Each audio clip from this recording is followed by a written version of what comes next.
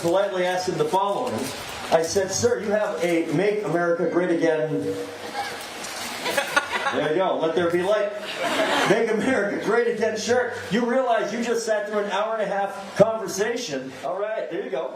Hour-and-a-half conversation with an Asian man who wants to give every American $1,000 a month. Did you attend the correct event?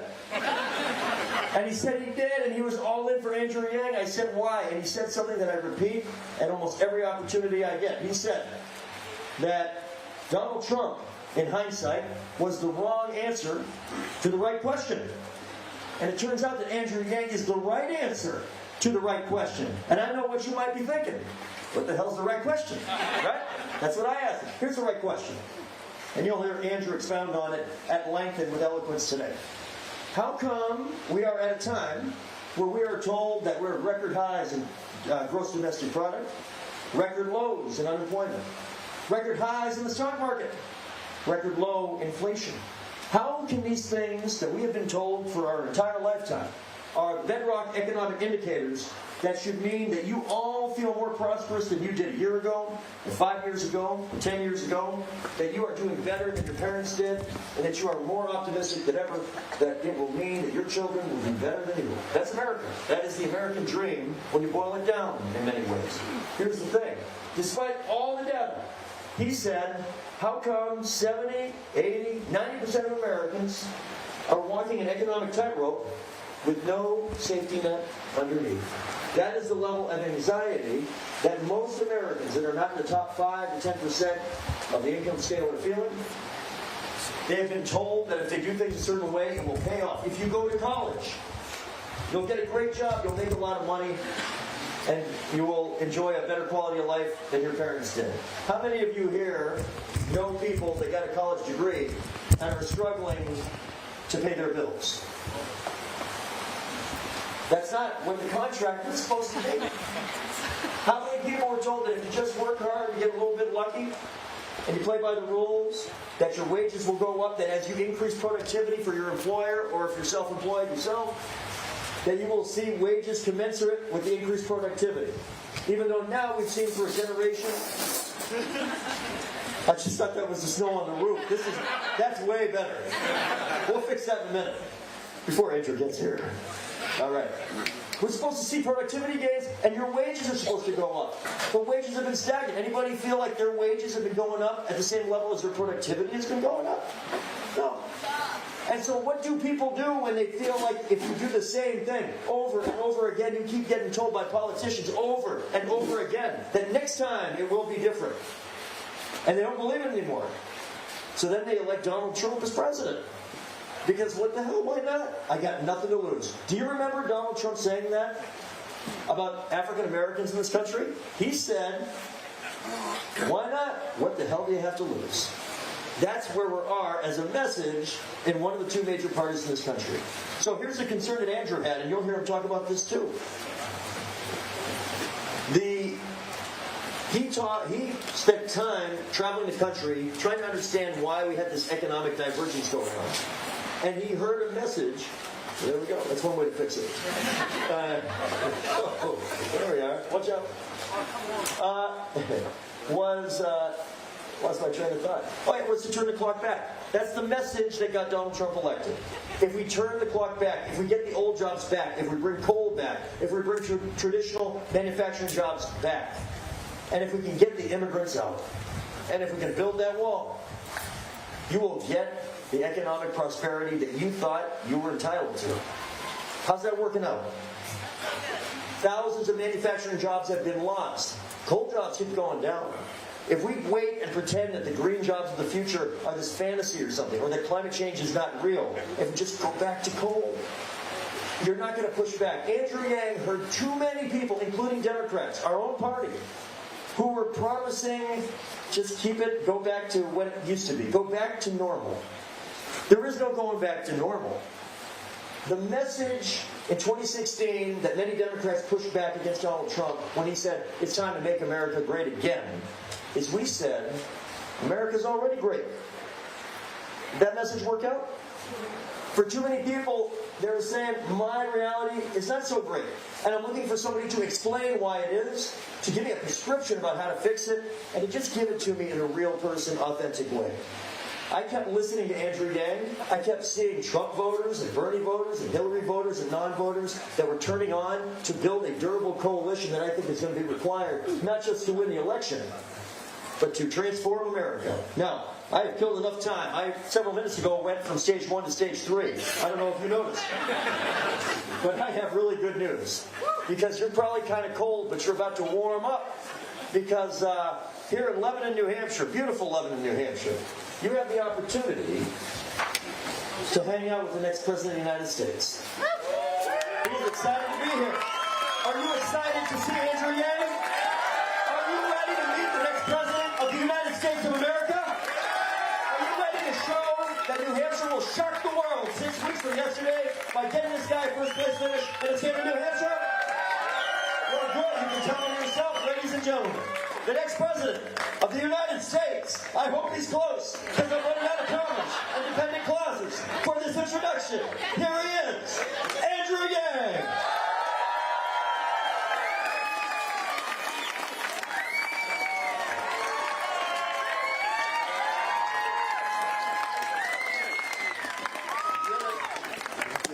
There you go.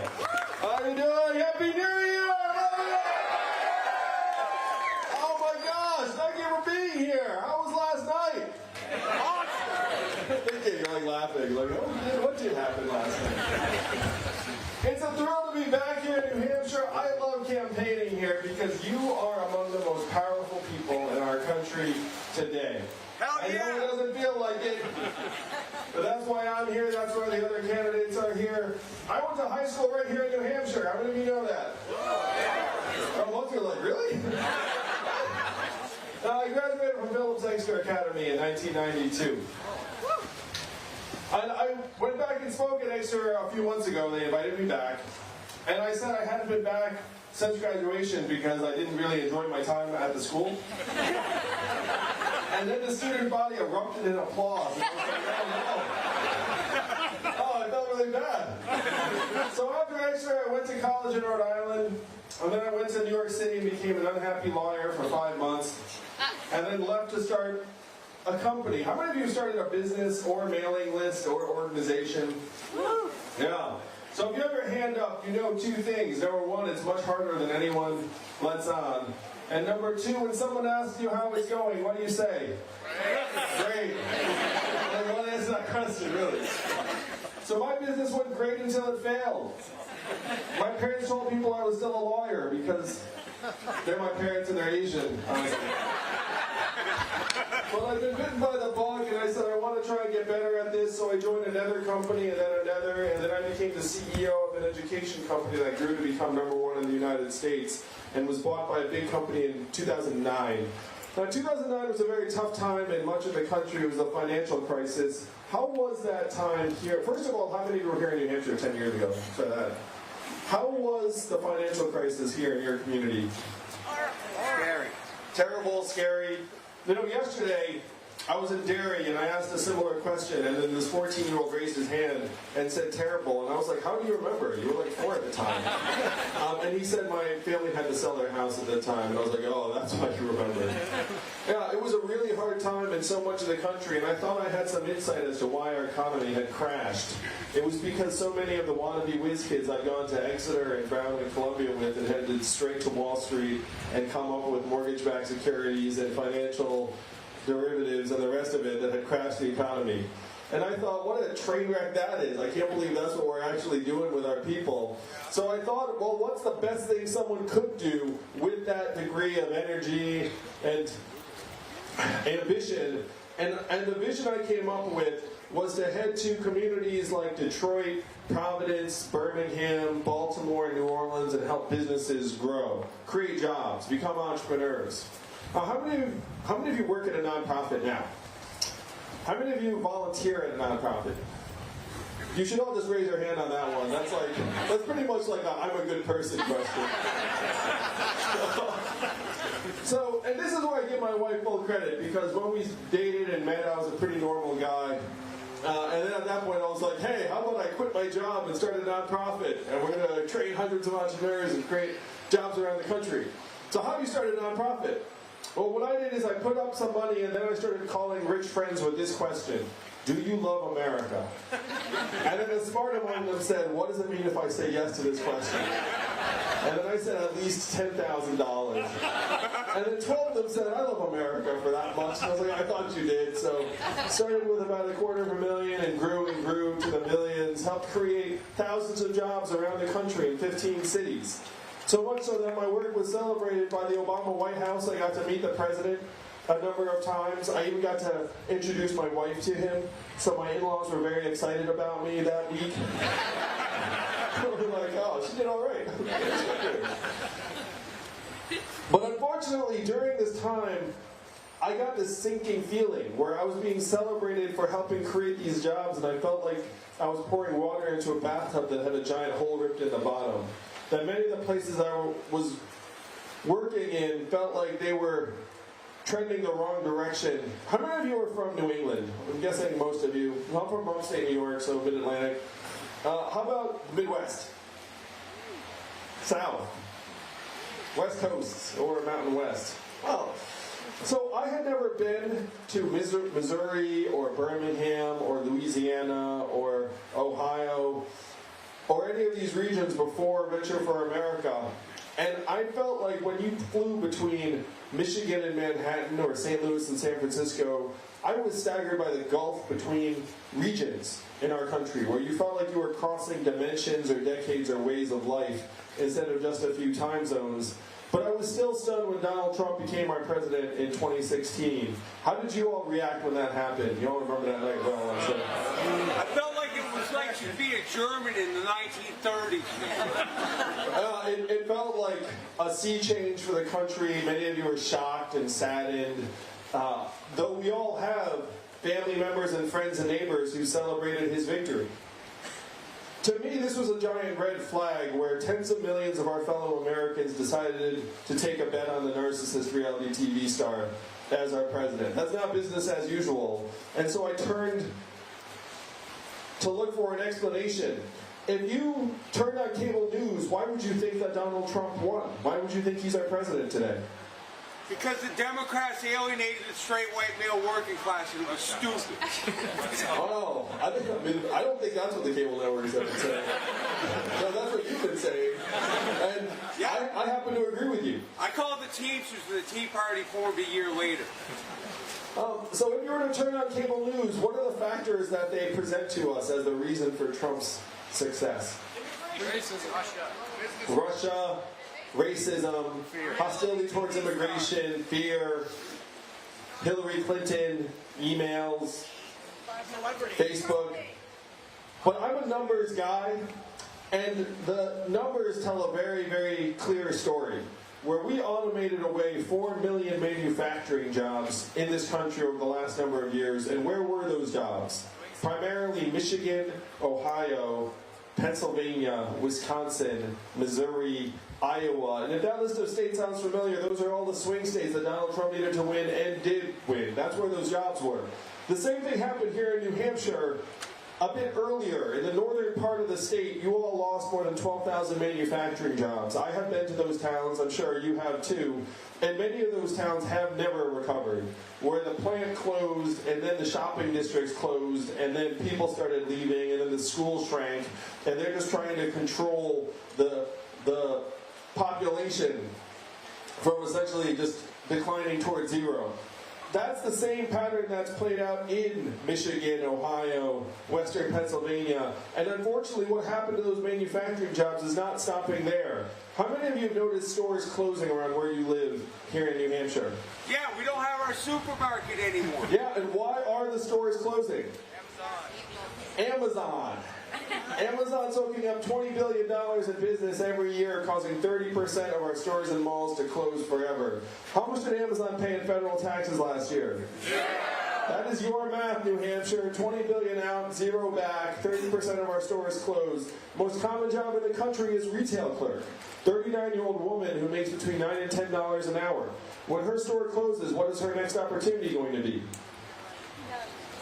When you all call the customer service line of a big company and you get the software, you do the same thing I do, which is you pound 000, say human until you get someone on the line, right? Like, please, stop it, representative.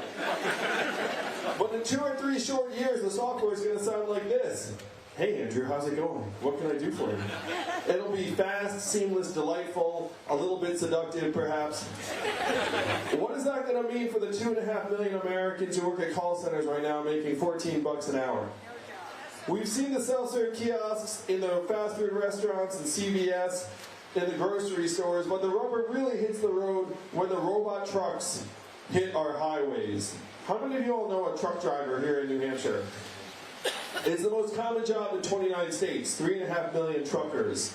An autonomous truck just transported 20 tons of butter from California to Pennsylvania 2 weeks ago with no human intervention. Why butter? I have no idea. 20 tons of butter. But if you Google robot butter truck, you will see.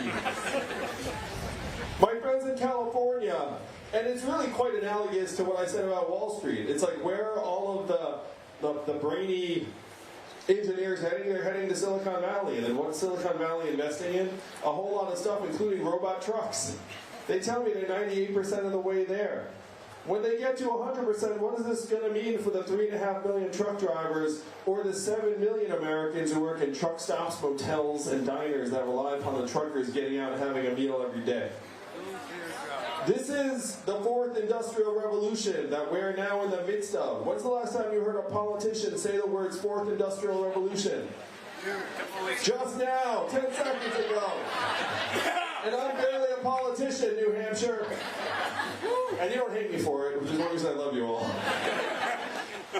So these are the changes that helped get Donald Trump into the White House. But my first move was not to run for president. I went to our leaders in Washington, D.C., and I asked them, what are we going to do to help our people manage this transition? What do you think the folks in D.C. said to me when I asked them, what are we going to do? Get Trump out. He's got to look into it. We have no idea. Yeah, the big response I got were, number 1, Andrew, we cannot talk about this. Number 2, we should study this further.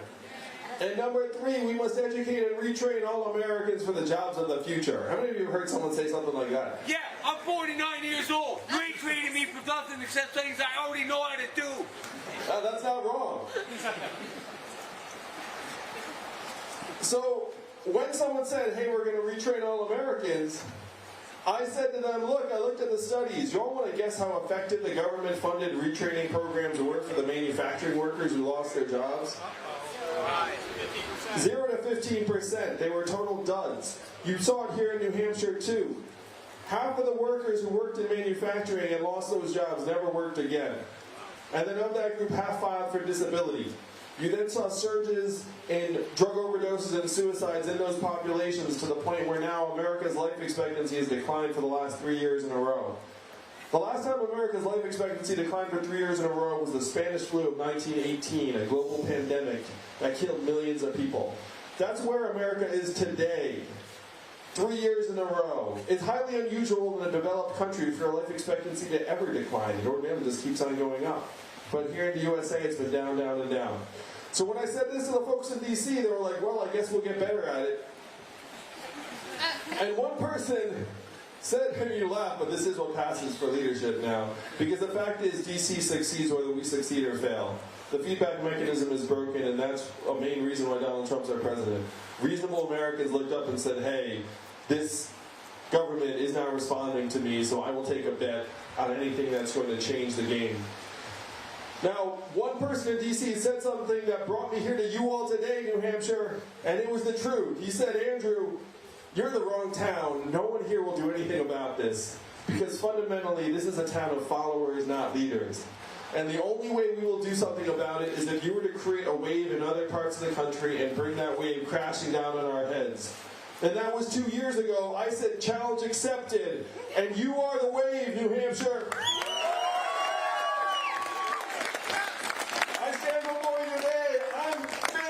In the polls to become the Democratic nominee. We raised $10 million last quarter in increments of only $30 each, so my fans are almost as cheap as Bernie's. No corporate PAC money, pure grassroots funding. And I love campaigning here because you all have the future of the country in your hands. I did the math. Do you know how many Californians each of you is worth? I say about 200. 1,000 Californians each. So you look here at this impromptu New Year's Day gathering in this field. I see about 160 of you. I could use a Trumpian number. There are 600 of you. No, I'm kidding.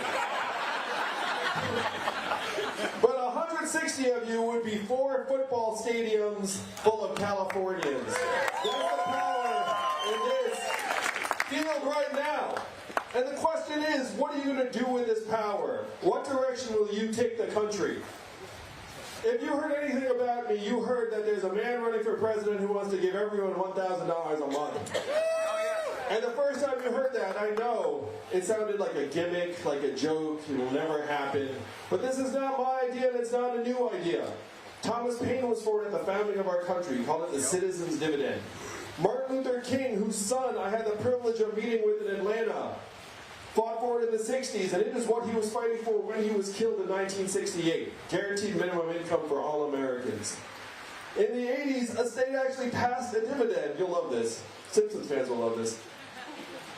Once they passed a dividend where now everyone in that state gets between $1,000 and $2,000 a year, no questions asked, right now.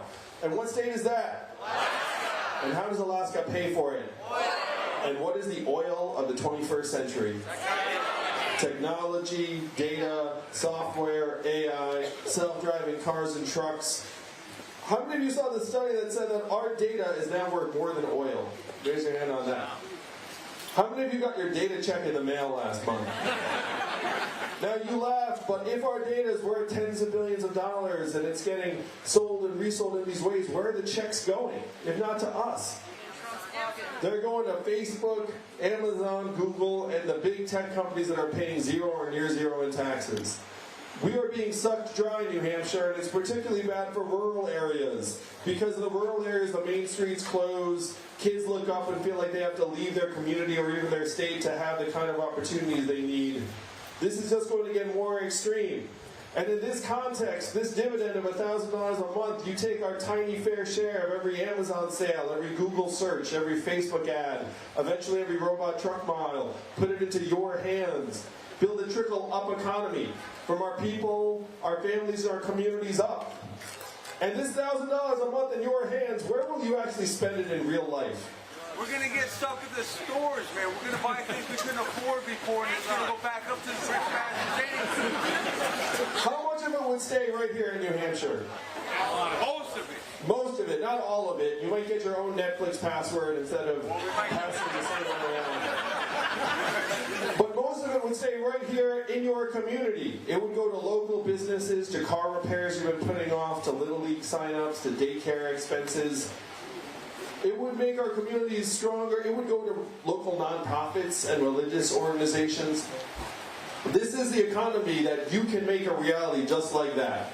It is up to you, New Hampshire, and you alone to rewrite the rules of the 21st century economy to work for us, to work for our people. Because right now, corporate profits are at record highs, but also at record highs in this country, and you know this. Stress, anxiety, financial insecurity, student loan debt, mental illness, even suicides and drug overdoses. What's good for the companies is no longer good for us, and it's up to you to line it up. And I know on a personal level how wrong the measurements are, because at home, right now my wife Evelyn is with our 2 boys, one of whom is autistic. How much is her work included in our economic measurements every day? Zero. And we all know that's the opposite of the truth, that work is the most important and challenging work that anyone is doing. It's not just Evelyn, it's caregivers in your communities and around the country. It's volunteers, it's coaches, it's mentors, it's artists very often. It's increasingly journalists. 2,000 newspapers have gone out of business because there's not a market to support local journalism. The things that we're supposed to value most dearly are getting zeroed out by the market.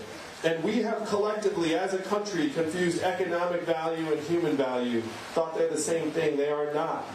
It is up to you to send a message to the country that we have intrinsic value as human beings and as Americans. Yeah!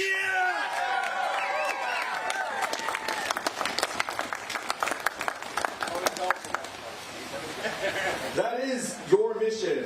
It's up to you to get Amazon to pay taxes. It's up to you to rewrite the rules so that we can look our kids in the eyes and say we're going to leave them a country we're still proud of. If you were born in the 1940s in this country, first congratulations, because it's a pretty good honor. But if you were born in the 1940s in the United States of America, there's a 93% chance that you're going to be better off than your parents. That's the American dream. That's what brought my family here. If you were born in the 1990s, which I sense is many of you, you're down to a 50-50 shot and the number's trending down very quickly. That is why Donald Trump is our president, and that is what you all must change. Donald Trump became president on a very simple message. He said he was going to make America great again. What did Hillary Clinton say in response? America's already great. Remember that? I know, it's been a long 3 years. But it's about to end. That response did not work because it did not acknowledge the reality and depth of our problems. The problems are real, but Donald Trump's solutions were what? We're going to build a wall, we're going to turn the clock back, we're going to bring the old jobs back. New Hampshire, you know we have to do the opposite of these things. We have to turn the clock forward. We have to accelerate our economy and society to rise to the real challenges of this time. And we have to evolve in the way we think about ourselves and our work and our value. And I am the ideal candidate for that job because the opposite of Donald Trump is an Asian man who likes math. Thank you very much, New Hampshire. I love it here. You may not know this, but math is an acronym. What does it stand for? Make America think harder. That's right. That is your job, New Hampshire. It is your job to move this country, not left, not right, but forward in 2020, this year.